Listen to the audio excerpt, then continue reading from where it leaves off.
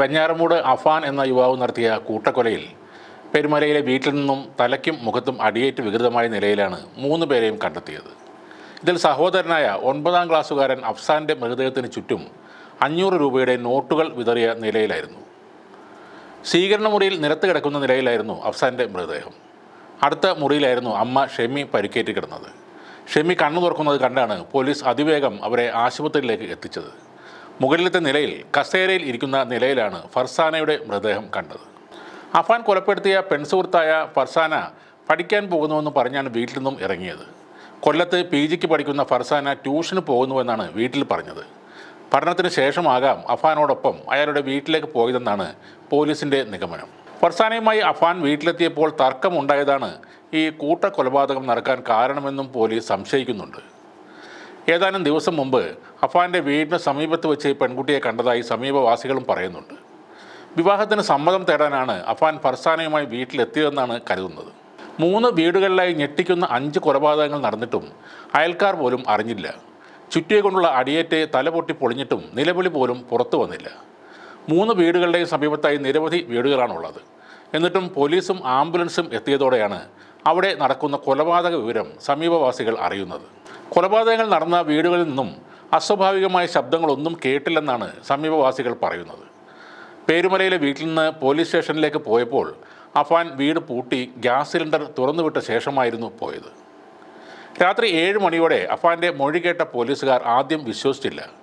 കൊല നടത്തിയ സ്ഥലങ്ങളും ആളുകളുടെ പേരുകളും വ്യക്തമായി അയാൾ പറഞ്ഞതോടെയാണ് പോലീസ് പരിശോധന നടത്താൻ തീരുമാനിച്ചത്. പേരുമലയിലെ അഫാന്റെ വീട്ടിലെത്തിയപ്പോൾ വീട് പൂട്ടിയ നിലയിലായിരുന്നു. വീടിൻ്റെ പൂട്ട് തകർത്താണ് പോലീസ് അകത്ത് കയറിയത്. പോലീസ് ഗ്യാസ് സിലിണ്ടർ ഓഫ് ചെയ്ത ശേഷമാണ് അവിടെ പരിശോധനകൾ ആരംഭിച്ചത്. കൊലപാതകം നടന്നെന്ന് പോലീസ് അറിയിച്ചതോടെ ആംബുലൻസുകൾ അവിടേക്കെത്തി.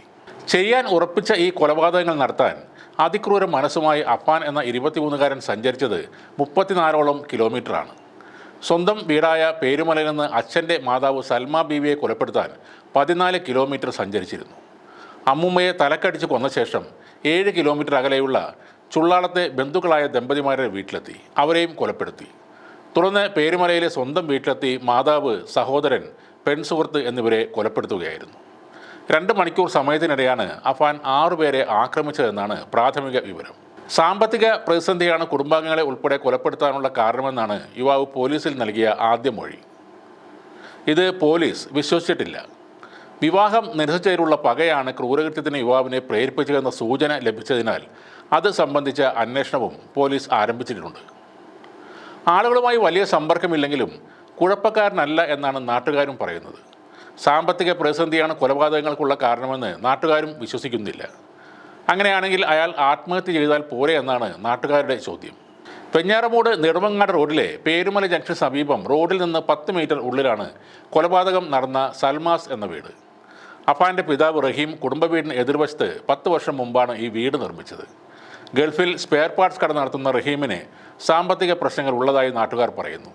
5 വർഷമായി റഹീം നാട്ടിൽ വന്നിരുന്നില്ല. കുടുംബാംഗങ്ങളുമായും തനിച്ചും അഫാൻ ഇടയ്ക്ക് വിദേശത്ത് പോവുകയും ചെയ്തിരുന്നു. ഇതിലെ ഏറ്റവും ദാരുണമായ കൊലപാതകം അനുജനായ അസ്ഫാൻ്റേതാണ്. 10 വയസ്സ് വ്യത്യാസമുള്ള അനുജനോട് അഫാന് വളരെ സ്നേഹമായിരുന്നു എന്നാണ് സുഹൃത്തുക്കൾ പറയുന്നത്. പള്ളിയിലും മറ്റും പോകുമ്പോൾ സഹോദരനെയും അഫാൻ ബൈക്കിൽ ഒപ്പം കൂട്ടിയിരുന്നു. സാമൂഹിക മാധ്യമങ്ങളിലടക്കം സഹോദരനോടൊപ്പമുള്ള ചിത്രങ്ങളാണ് അഫാൻ എല്ലായ്പ്പോഴും പങ്കുവച്ചിരുന്നത്. കൊല്ലുന്നതിന് മുമ്പായി അനിയന് ഇഷ്ടമുള്ള കുഴിമന്തിയും വാങ്ങി നൽകിയിരുന്നു. അഫ്സാന്റെ മൃതദേഹത്തിന് ചുറ്റുമായി 500ന്റെ നോട്ടുകൾ വിതറിയതും ദുരൂഹതകൾ വർദ്ധിപ്പിക്കുകയാണ്.